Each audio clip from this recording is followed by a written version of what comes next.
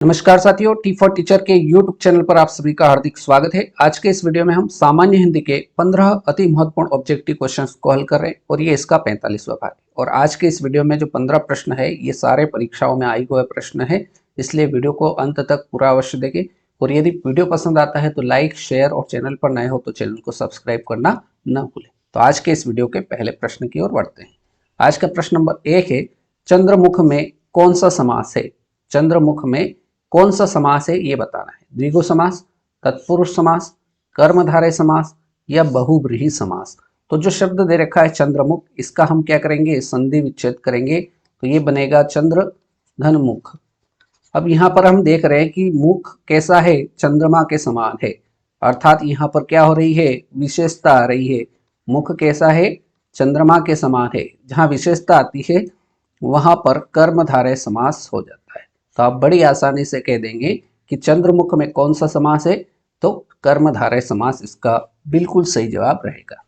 Question number 2, Hindi गद्य का सर्वप्रथम युग किसे माना जाता है? हिंदी गद्य का सर्वप्रथम युग किसे माना जाता है? भारतेंदु युग, शुक्ल युग, द्विवेदी युग या प्रेमचंद्र युग? तो हिंदी गद्य का सर्वप्रथम युग माना जाता है भारतेंदु युग को। ऑप्शन ए बिल्कुल सही जवाब इसका हो जाएगा। प्रश्न संख्या 3, प्रश्न नंबर 3 बोल रहा है, बिल्ली के गले में घंटी बांधना। बिल्ली के गले में घंटी बांधना का उचित अर्थ क्या है?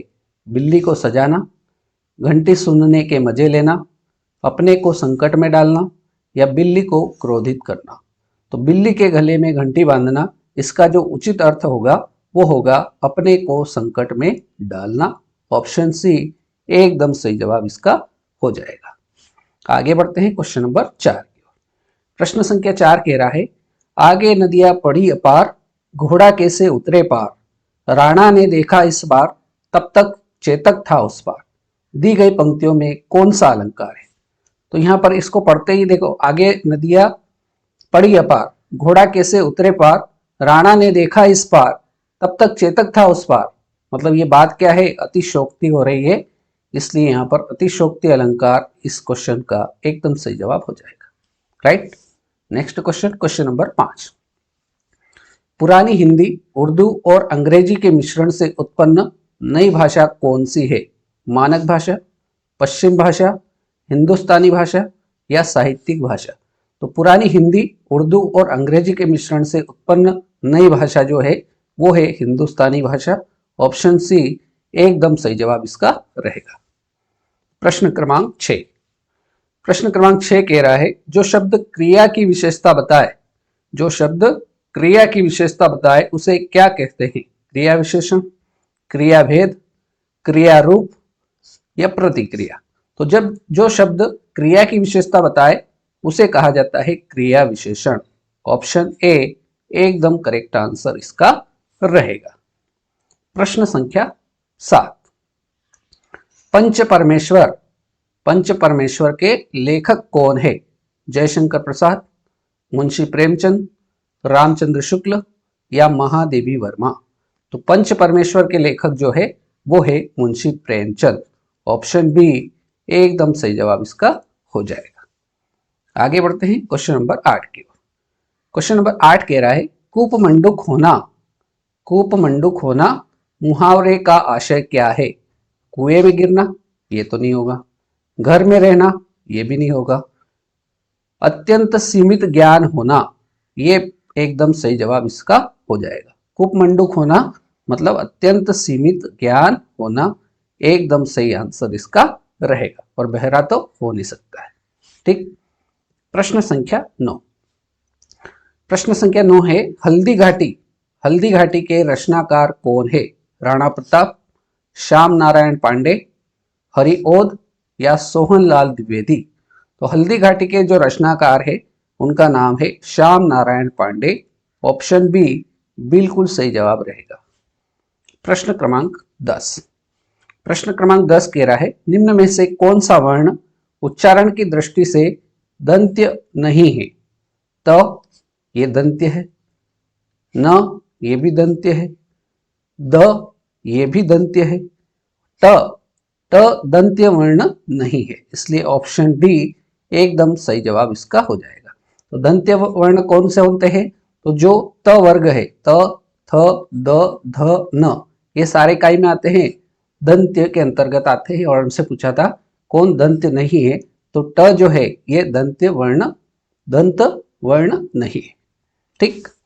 प्रश्न क्रमांक 11, हलाहल, हलाहल शब्द का विलोम क्या होगा? विष, गरल, सुधा या वृषा? तो हलाहल शब्द का जो विलोम शब्द होगा, हलाहल का अर्थ क्या होता है? हलाहल का अर्थ होता है, इसका अर्थ क्या होता है? इसका अर्थ होता है विष। हलाहल का अर्थ क्या होता है? विष होता है। अब बड़ी आसानी से आप कह दोगे कि इसका जो विलोम शब्द है वो होगा सुधा। ऑप्शन सी एकदम से जवाब इसका हो जाएगा। क्वेश्चन नंबर 12, क्वेश्चन नंबर 12 कह रहा है जमीन आसमान एक करना। जैसे अभी आप पढ़ाई कर रहे हैं तो पढ़ाई ऐसी कर रहे हैं, जमीन आसमान एक करना, मुहावरे का अर्थ क्या है? पूरी तरह से नष्ट करना। क्या ये इसका आंसर होगा? नहीं होगा। घोर प्रयत्न करना, मतलब आप बहुत अच्छी तैयारी कर रहे हैं, जमीन आसमान एक कर रहे हैं मतलब बहुत ज्यादा प्रयत्न कर रहे हैं, इसलिए ऑप्शन बी एकदम सही जवाब इसका हो जाएगा। मतलब निकालना, ये तो नहीं हो सकता है। व्यर्थ का काम करना, ये भी इसका आंसर नहीं होगा। तो जमीन आसमान एक करना, इस मुहावरे का जो अर्थ होगा वो होगा घोर प्रयत्न करना। ऑप्शन बी इस क्वेश्चन का एकदम सही जवाब हो जाएगा। आगे बढ़ते हैं क्वेश्चन नंबर 13 की ओर। क्वेश्चन नंबर 13 बोल रहा है किस क्षेत्र की बोली को काशिका कहा गया है? किस क्षेत्र की बोली को काशिका कहा गया है? बिहार, राजस्थान, बनारस या मगध? तो ये कहा गया है बनारस को। ऑप्शन सी एकदम सही जवाब इसका हो जाएगा। आप कमेंट करके बताएं कि बनारस जो है वो किस राज्य में है। आप इसका आंसर कमेंट करके बताएं। क्वेश्चन नंबर 14, प्रश्न क्रमांक 14 है इनमें से द्वंद्व समास का उदाहरण बताना है। पीतांबर, अब पीतांबर जो है ये कौन से समास का उदाहरण है? तो आप कहोगे कि इसमें जो समास होगा वो होगा बहुब्रीहि समास। कैसा समास होगा? बहुब्रीहि समास होगा। अगला है रुपया पैसा, तो यहाँ पर बीच में योजक चिन्ह आया है और ये दोनों क्या हो जाएंगे? ये आपका द्वंद्व समास का उदाहरण हो जाएगा। तो ऑप्शन बी जो है क्वेश्चन नंबर 14 का एकदम करेक्ट आंसर रहेगा। चौराहा, चौराहा इसमें क्या आया है? इसका अर्थ क्या होता है? चार। तो जहां संख्या आती है वहां पर कैसा समास होता है? द्विगु समास होता है। नेत्रहीन, नेत्र से हीन, इसलिए यहाँ पर समास जो होगा वो हो जाएगा तत्पुरुष समास। ठीक। तो हमसे प्रश्न में पूछा था कि इनमें से द्वंद्व समास का उदाहरण है, तो रुपया पैसा जो इसमें समास होगा वो समास होगा द्वंद्व समास। तो ऑप्शन बी एकदम करेक्ट जवाब रहेगा। और आज के इस वीडियो का अंतिम प्रश्न, श वर्ण है, श कैसा वर्ण है? तालव्य है क्या, या मूर्धन्य, औष्ठ्य या दंत्य? तो श जो है ये तालव्य वर्ण है। Option B sorry option A एकदम सही जवाब इसका हो जाएगा। मूर्धन्य वर्ण कौन सा होता है? तो जो आपका स होता है, स जो होता है, एक मिनट, मूर्धन्य नहीं, अपन बाकी जो स है, ये स जो है ये कौन सा वर्ण है? अगर ऐसा प्रश्न पूछ ले तो स जो है इसका आप उच्चारण करके देखेंगे तो ये दंत से होगा, दंत वर्ण होगा। राइट। श षटकोण वाला, श षटकोण वाला ये कौन सा व्यंजन होगा? तो ये होगा आपका मूर्धन्य या मूर्धा व्यंजन। ठीक।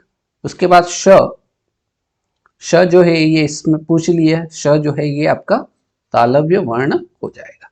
ये दोनों चीजें भी आप इसको याद रख लें ताकि परीक्षा में अगर आपसे ये प्रश्न पूछा जाए तो आप बड़ी आसानी से इसका जवाब दे सकते हैं।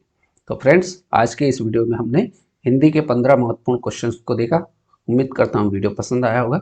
आज के इस वीडियो में फिलहाल इतना ही। नेक्स्ट वीडियो में फिर मुलाकात होगी। तब तक आप बाकी प्ले लिस्ट में जाकर भी बाकी वीडियो को देखकर अपनी तैयारी अच्छे से कर सकते हैं। तो आज के लिए इतना ही, मिलते हैं नेक्स्ट वीडियो में। जय हिंद, जय भारत।